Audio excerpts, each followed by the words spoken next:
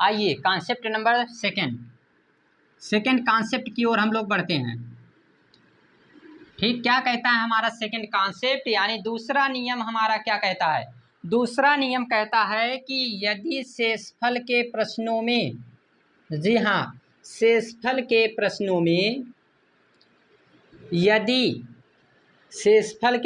में यदि ए अपान में बी लिखा गया है आपके सामने, तो यहाँ पे यदि ए का मान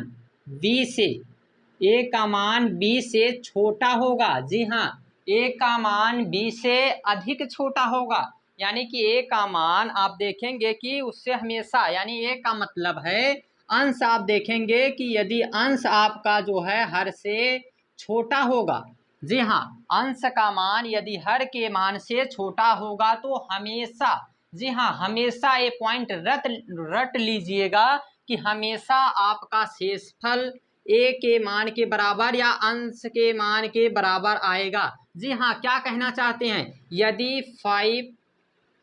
यदि आपके सामने जो है क्या कहना चाहते हैं कि यदि यहाँ पे लिखा गया है 4 और यहाँ पे 5, तो यहाँ पे आपका जो आंसर आएगा वो शेषफल आपका 4 आएगा, 4 आएगा।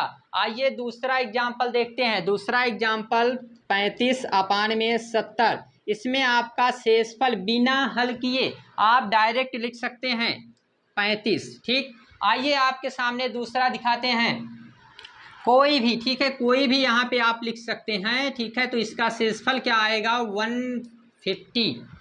ठीक है, यानी किसी भी तरीके से सिर्फ इतनी बात आप रट लीजिएगा कि यदि शेषफल के प्रश्नों में ए का मान, अंश का मान यदि हर के मान से छोटा है तो अंश का जो मान रहेगा वही हमारा शेषफल आएगा, वही हमारा रिमाइंडर आएगा। ये आपका जो कॉन्सेप्ट नंबर सेकंड है ये काफ़ी आसान है। ठीक है, इसके बारे में ये बात आप रट के रखिएगा। आइए आते हैं हम लोग तीसरे कॉन्सेप्ट की तरफ। कॉन्सेप्ट नंबर 3 क्या कहता है हमारा? कॉन्सेप्ट नंबर 3, कॉन्सेप्ट नंबर 3 हमारा क्या कहता है? कहता है कि कभी भी शेषफल के प्रश्नों में, जी हाँ, शेषफल के प्रश्नों में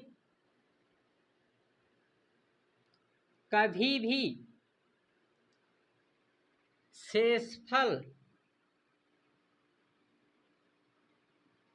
निगेटिव नहीं आएगा, मतलब कि ऋणात्मक नहीं आएगा। कभी भी शेषफल का प्रश्न में आप देखेंगे तो ऋणात्मक आंसर नहीं आएगा, ऋणात्मक शेषफल नहीं आएगा।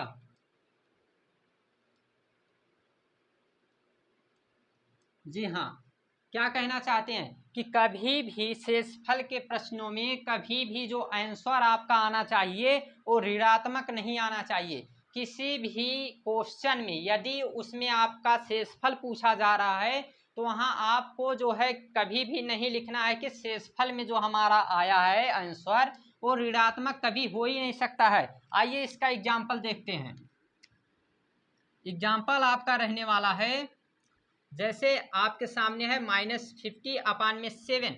जी हाँ, -50 अपान में 7, तो यहाँ से आप जब इसका मल्टीप्लाई, यानी कि इसको जब आप डिवाइड करेंगे, यानी जब चेक करेंगे तो आप देखेंगे यहाँ पे, तो यहाँ पे 50 है आपका और यहाँ से हो जाएगा 7 टाइम्स में 49 और आपका यहाँ पे रिमाइंडर 1 आ रहा है, लेकिन माइनस आएगा ना, आपका शेषफल यहाँ से माइनस आ रहा है, तो ये आपका सही आंसर नहीं माना जाएगा।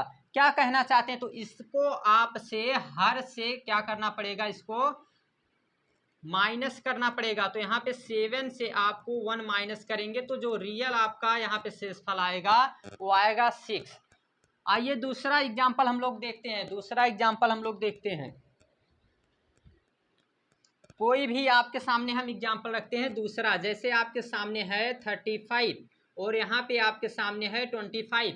अब इसको जब हम लोग हल करेंगे तो डायरेक्ट हम लोग देख रहे हैं कि यहाँ से 25 अगर 1 टाइम से ले जाएंगे तो यहाँ पे 10 आ रहा है, लेकिन -10 में आ रहा है।